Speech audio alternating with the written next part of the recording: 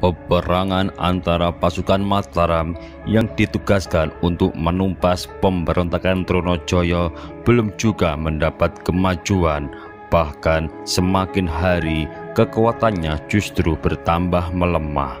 Rupanya pemberontakan Trunajaya semakin menunjukkan kekuatannya karena didukung oleh banyak kaula yang bersedia untuk membantu.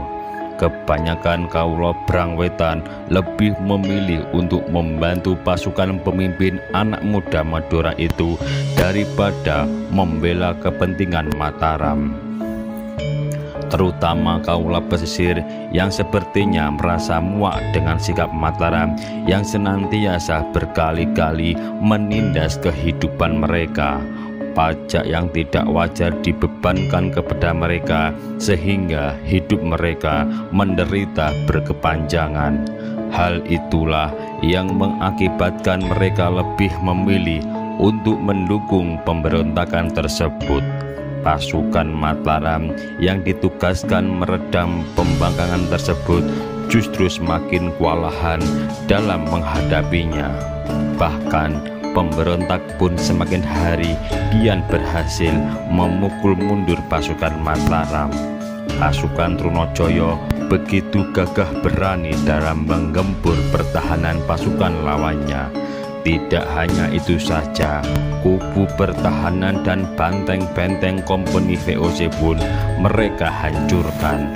Pos-pos perdagangan di Jepara hancur hingga para kompeni harus mundur ke Asam Arang hingga Betawi. Selanjutnya, untuk dapat meredam dan menangkap para pimpinan pemberontak, Amangkurat Agung terpaksa melakukan kerjasama kembali dengan pihak kompeni VOC, tentu saja dengan kesepakatan pertimbangan untung rugi.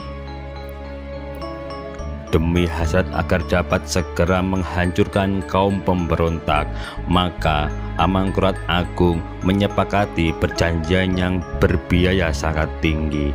Pihak kompeni VOC pun sanggup untuk meredam pemberontakan Trunajaya dengan janji akan mengerahkan pasukannya yang ada di seberang lautan serta menambah persenjataan dari negara Belanda sendiri.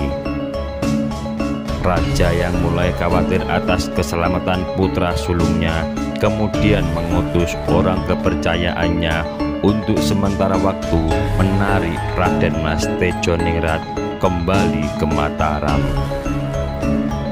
Rupanya kesadaran Amangkurat Agung mulai tumbuh kembali setelah gugurnya putra tercinta Pangeran Singosari di medan pertempuran. Dia menyalahkan diri sendiri atas peristiwa yang sangat memukul perasaannya agar kejadian yang tak diinginkan tak menimpa si sulung yang mulai diharapkan kembali untuk menjadi putra mahkota Mataram. Dengan segera pula perintah pemanggilannya dilaksanakan. Kembalinya Raden Mas Tejoningrat ke istana membuat perasaan keluarga dalam Surabayan menjadi lega. Cucu yang sangat disayang oleh Pangeran Peki dan istrinya itu kini terbebas dari kewajiban yang dibebankan kepadanya.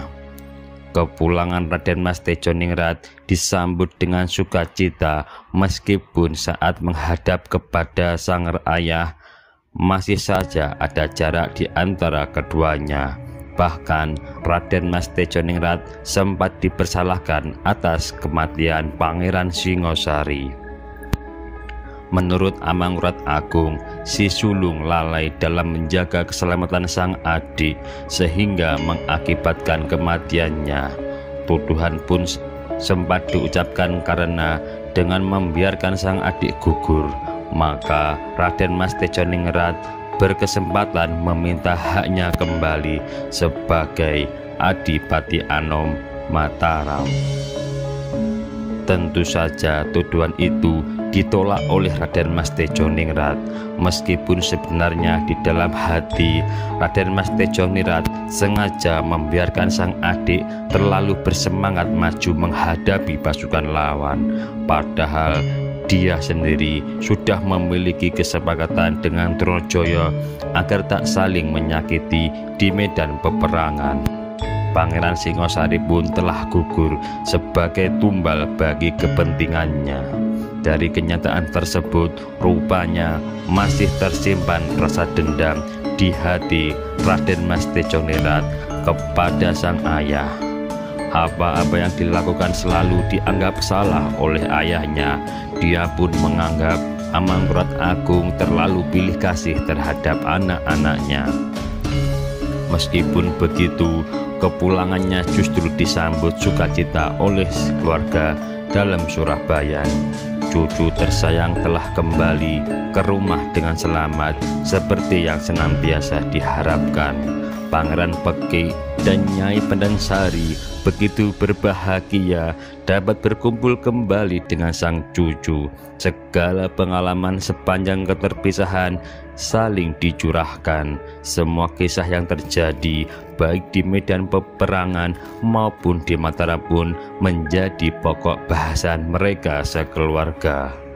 Dari cerita yang disampaikan oleh Raden Mas Tejoningrat dapat diketahui bahwa pemberontakan telah merembet sedemikian luas. Bahkan dalam waktu tak akan lama lagi pasukan Trunajaya akan memasuki wilayah pusat pemerintahan Mataram. Oleh karena itu pula mereka pun harus bersiap-siap menghadapi keadaan tersebut dan segala kemungkinan yang akan terjadi selanjutnya. Sebagaimana rencana sebelumnya, Raden Mas Tejoningrat hanya menunggu rencana penggulingan kekuasaan Mataram oleh pasukan Trunajaya. Demikian pula cerita tentang kejadian-kejadian mengerikan setelah kematian Ratu Mas Truntum pun akhirnya dapat diketahui dengan jelas oleh Raden Mas Tejoningrat. Selama ini peristiwa-peristiwa yang sedang terjadi di keraton hanya dia dengar dari laporan para utusan Mataram yang ditugaskan ke medan peperangan. Hingga suatu hari, entah disengaja atau tidak, salah seorang putra Pangeran Peki yang usianya tak terpaut jauh darinya memberitahukan kepada sang keponakan bahwa di dalam Wirorejan ada seorang gadis cantik yang sedang dipingit untuk dipersembahkan kepada raja. Rasa penasaran dan ketertarikan Raden Mas Tejoningrat akan cerita pun timbul. Untuk lebih jelas lagi, maka dia menanyakan secara langsung kepada kakek neneknya. Rupanya setelah cukup lama berada di medan peperangan, hasrat ketertarikannya kepada perempuan mulai tumbuh kembali. Ada dorongan dan keinginan di hati untuk memulai menjalin hubungan baru dengan kaum perempuan. Apa yang disampaikan oleh pamanmu itu betul adanya, Ngger. Sekarang di istana ada perkembangan baru setelah kematian Ratu Mas Truntum. Ayahmu mulai menginginkan calon pendamping untuk menemani kesepiannya yang berkepanjangan. Pilihan pun jatuh pada seorang putri dari ujung Bangkutan sana. Pemilihan tersebut pun tidak sembarangan karena melibatkan juru nujum kepercayaan keraton dan wisik sasmita gaib yang dipercaya sebagai petunjuk. Nah, sewaktu gadis itu ditemukan dan dihadapkan kepada ayahmu, dia menganggapnya masih terlalu muda untuk segera diberistri. Oleh karenanya gadis yang bernama Roro Oyi itu kemudian dititipkan kepada seorang mantri untuk mengasuh, merawat dan mendidik dan menjaga sebagai putri pingitan. Kini Roro Oyi berada di kediaman Ngabehi Wirorejo untuk dipersiapkan sebagai putri sengkeran keraton.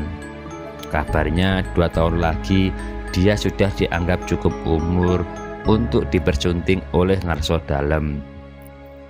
Terang Nyai Pendansari panjang lebar.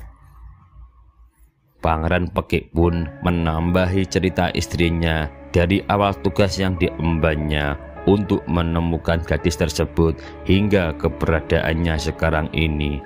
Dengan adanya gadis Senggaran Amangkurat Agung itu, maka dalam Wirorejan pun semakin diperketat penjagaannya demi melindungi gadis tersebut.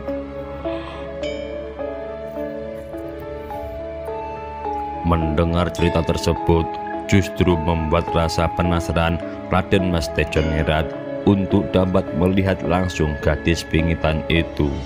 Ada hasrat yang mendorong dirinya untuk datang ke dalam Wirorejan agar bisa melihat secara langsung gadis yang dianggap istimewa itu.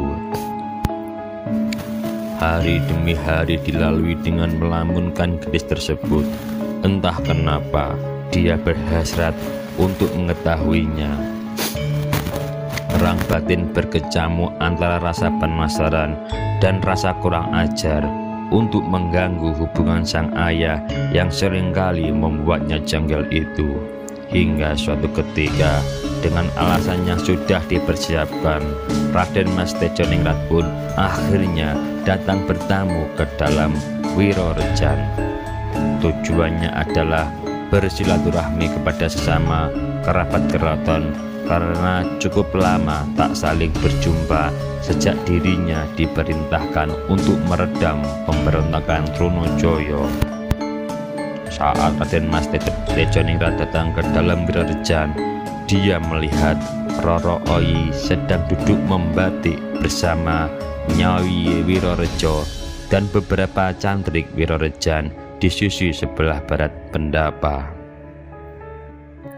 Melihat ada lelaki asing yang sedang memperhatikannya, Roro Oyi pun menjadi kikuk sehingga memilih untuk segera meninggalkan tempat dan berlari memasuki kamarnya.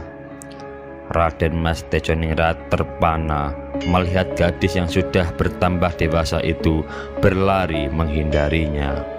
Parasnya begitu cantik, kulitnya kuning langsat, tubuhnya tinggi semampai, raut mukanya menawan, serta gerak-geriknya begitu mempesona. Saat itu juga Raden Mas Tejoningrat merasa terpikat hatinya. Begitu melihat sosok gadis yang diceritakan itu, hatinya tertarik dan terpesona oleh kecantikannya. Rupanya apa yang dirasakan oleh dirinya dirasakan pula oleh Roro Oyi. Setelah bertemu pandangan matanya, hati Roro Oyi pun berdebar-debar sehingga segera lari masuk ke kamarnya sambil duduk termangu menebak-nebak siapa gerangan lelaki berkulit bersih, tinggi dan tampan itu. Roro Oyi terus saja berdiam diri di dalam kamarnya dan tak berani lagi keluar kamar kembali pada pekerjaannya. Ada rasa malu ketika diperhatikan sedemikian rupa oleh lelaki muda yang baru pernah sekali ini dilihatnya memasuki dalam Wirorejan. Nyai Wirorejalah yang kemudian mendatangi kamarnya untuk memberitahukan bahwa tamu itu adalah anak sulung Amangkurat Agung. Hati Roro Oyi pun terkejut karena kelak akan dikawin oleh ayah dari lelaki muda yang wajahnya masih diingat baik-baik olehnya. Rupanya baik Roro Oyi maupun Raden Mas Tejoningrat saling terkejut saat bertemu. Bahkan Adipati Anom sampai berdebar-debar, tubuhnya menjadi panas dingin karena merasa bahwa ada dorongan yang membuat hatinya tertarik dengan gadis yang baru pertama dilihatnya. Jika diperbolehkan untuk memilih, tentu saja Roro Oyi akan memilih anak Amangkurat Agung itu daripada ayahnya. Selera kemudaannya lebih tertarik dengan sosok lelaki yang baru dilihatnya itu. Di pendapa, Demang Wirorejo sudah keluar dari kamarnya untuk menerima kunjungan Raden Mas Tejoningrat. Meskipun usianya lebih tua, namun sikapnya begitu hormat di hadapan tamunya itu. Selanjutnya, kedua lelaki yang terpaut usia jauh itu pun saling beramah tamah. Siapa gadis yang tadi membatik dan lari masuk ke dalam itu, Eyang Wirorejo? Sepertinya aku baru melihatnya di tempat ini, tanya Raden Mas Tejoningrat dengan mata berbinar setelah melihat dengan mata kepala sendiri. Demang Wirorejo pun memberitahukan bahwa gadis yang tadi dilihatnya oleh Raden Mas Tejoningrat adalah Roro Oyi, putri Ngabahi Mangunjaya dari Banyuwangi yang dibawa ke Mataram untuk dipersembahkan kepada Amangkurat Agung. Selanjutnya dia bercerita panjang lebar mengenai jati diri gadis itu. Alasan Amangkurat Agung berniat mempersunting gadis belia itu adalah untuk membangkitkan kembali gairah hidupnya. Beberapa kalangan telah menyarankan agar Amangkurat Agung bersedia untuk menikah lagi sehingga sang raja bisa merasa tetap muda dan bersemangat dalam memerintah Mataram. Kehadiran Roro Oyi dalam hidup sang raja diharapkan dapat melayani sang raja sekaligus dapat ngenom kerop raja, membuat negara menjadi muda dan menemukan gairah mencapai kejayaannya kembali. Demang Wirorejo pun selanjutnya memperingatkan Raden Mas Tejoningrat agar jangan mengganggu gadis itu. Roro Oyi sudah dipersiapkan sedemikian rupa bagi kebutuhan Raja Mataram karena dia adalah sengkeran simpanan sang ayah. Namun hasrat kemudaan Raden Mas Tejoningrat tak dapat dibendung oleh larangan apapun juga. Rupanya cinta telah datang kembali di hati dan menariknya untuk lebih dekat mengenal sang gadis pujaan. Namun batinnya juga mengalami pergulatan antara takut dengan sang ayah dan dorongan cinta di hati. Keterangan yang disampaikan Demang Wirorejo sangat mengganggu pikirannya sehingga dia segera minta pamit untuk kembali ke dalam Surabaya. Hal itu membuat Raden Mas Tejoningrat kecewa dan linglung. Hatinya telah jatuh kasmaran kepada gadis pingitan di dalam Wirorejan itu. Sesampainya di rumah, Raden Mas Tejoningrat segera merebahkan diri di kamarnya. Pikirannya terus tertuju pada gadis Wirorejan yang telah memikat hatinya. Raden Mas Tejoningrat menjadi gelisah dan tidak dapat memejamkan mata.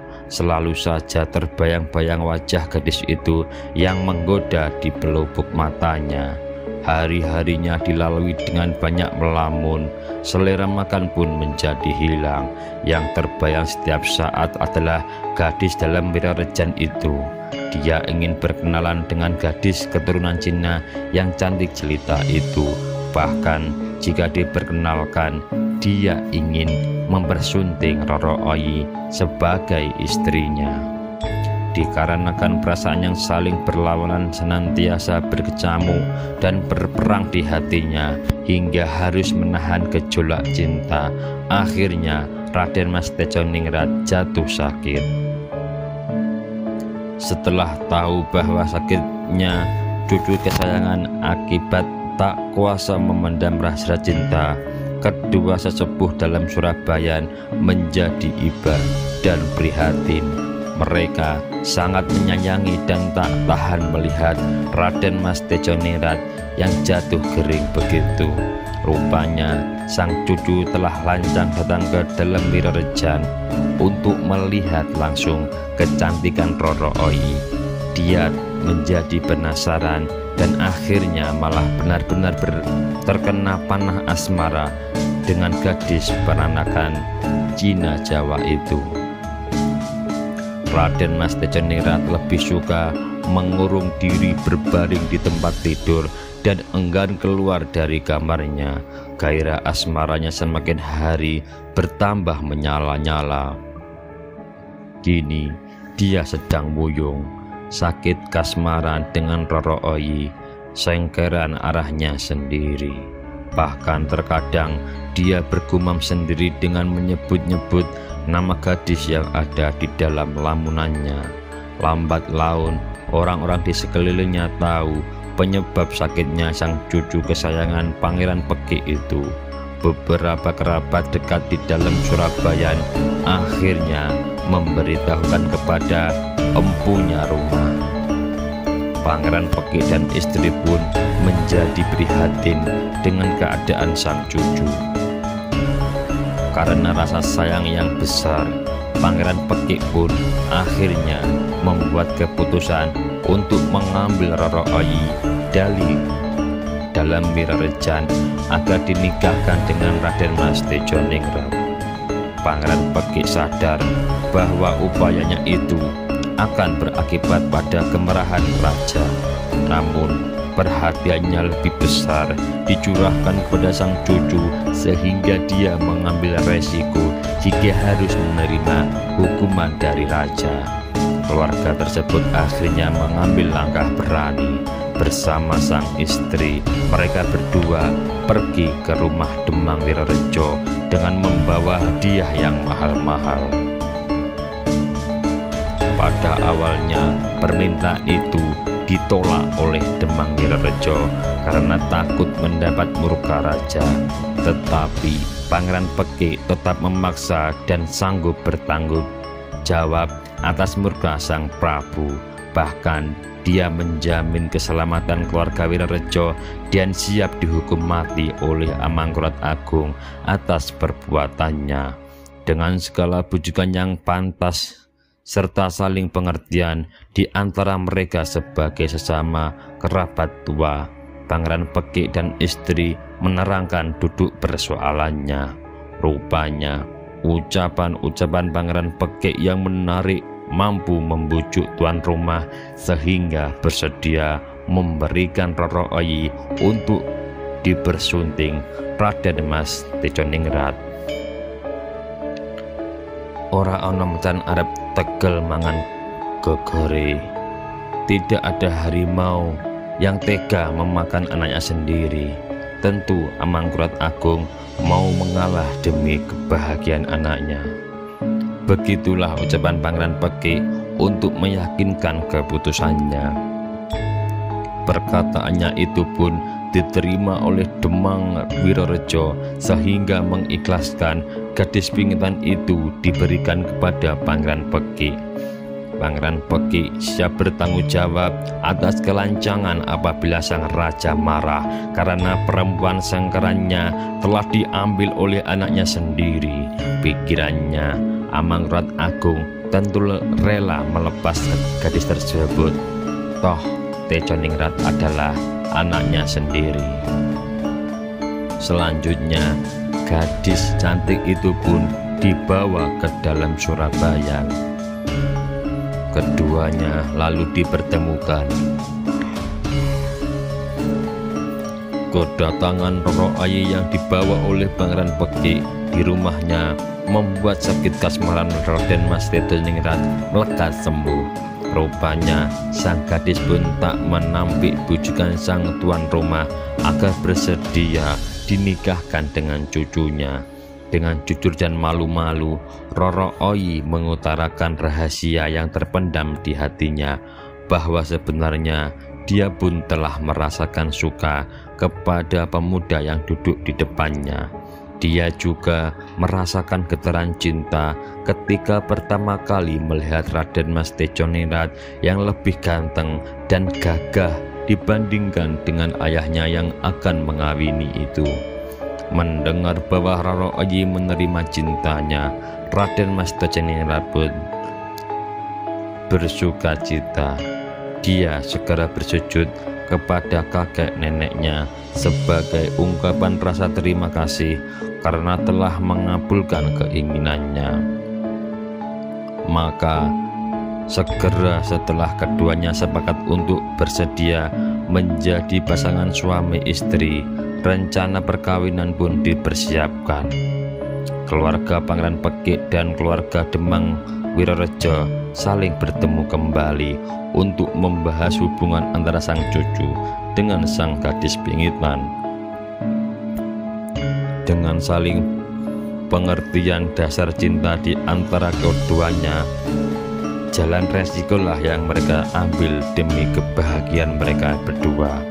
Kedua keluarga sepakat untuk mengawinkan Raden Mas Tejoningrat dengan Roro Oyi.